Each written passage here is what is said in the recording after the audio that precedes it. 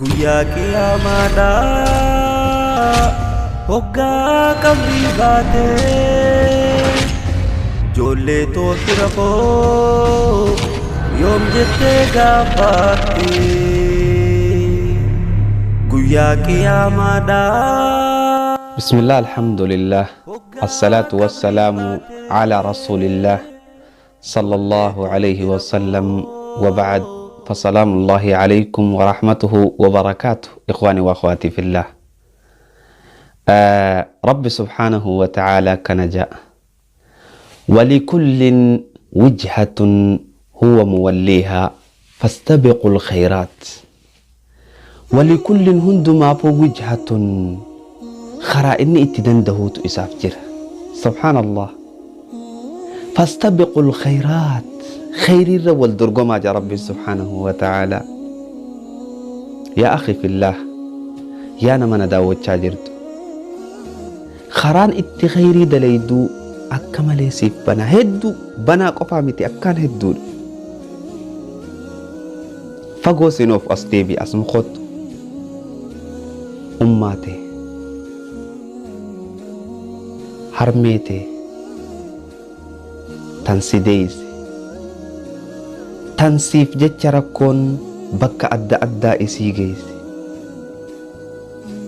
إسي تناس قرقلي خيري الرد أولي والله الرجالتو خيريتي الرجالتمتو هجيتي لعل يوخانو أمانتي الدنيا راديمو ملتي.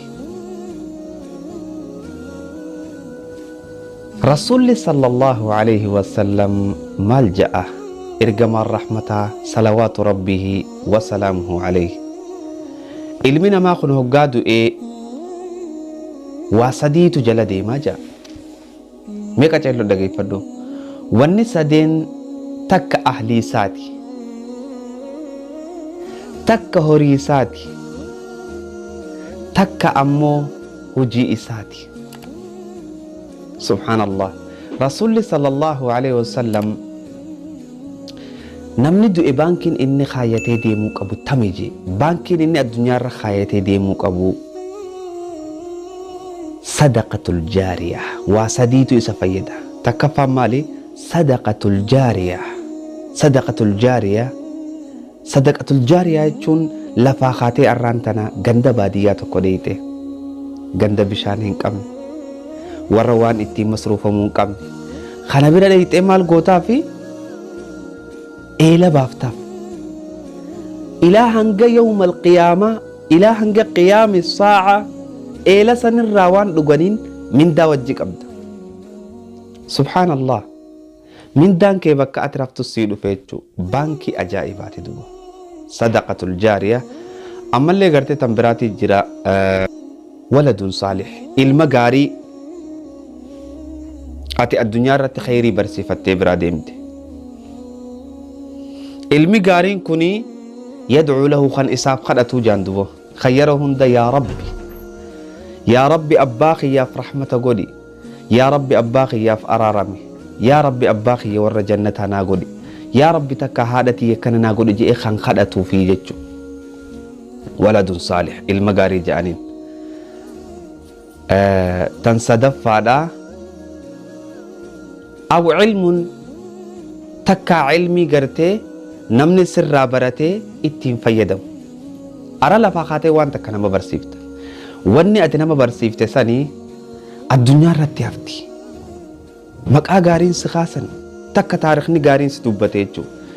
walikulli wijhatun huwa muwallihaa fastabiqul khayraat. hundinuu gartee fuula itti deemuu danda'uu qaba. gariin nama tajaajiluu danda'a, gariin intarneeta kanarraa nama tajaajiluu danda'a, gariin gartee ulamaa'ii kabajuudhaan tajaajiluu danda'a, gariin gartee horii isaatiin miskiina gargaaruudhaan diin kana tajaajiluu danda'a.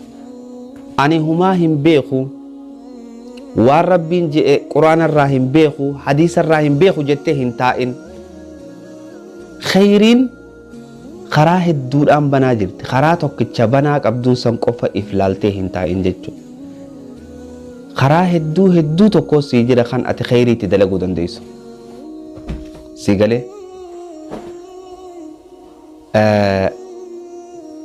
haadha abbaa ofii yoo addunyaa irra jiraatan kabajuu jaalachuu isaan gargaaru yoo isaan addunyaa irra hin jiraanne du'aa isaanii godhu waan isaan fadhan yoo isaan nama hajjii hin godhinte hajjii isaan irraa godhu haala kanaan yoommoo isaan lubbuun jiraatan isaan irratti jannata argachuun kee laa budda laa shakka fi shakkiin keessan jirtu tanaafu walikullin wijhatun huwa muwallihaa fastabiqul khayraat. Assalaamu alaykum wa rahmatullahi wa barakaatuh. جاللو إسلاما يا نبي رحمتا يا مؤمن توتا يا نبي رحمتا جاللو إسلاما يا نبي رحمتا.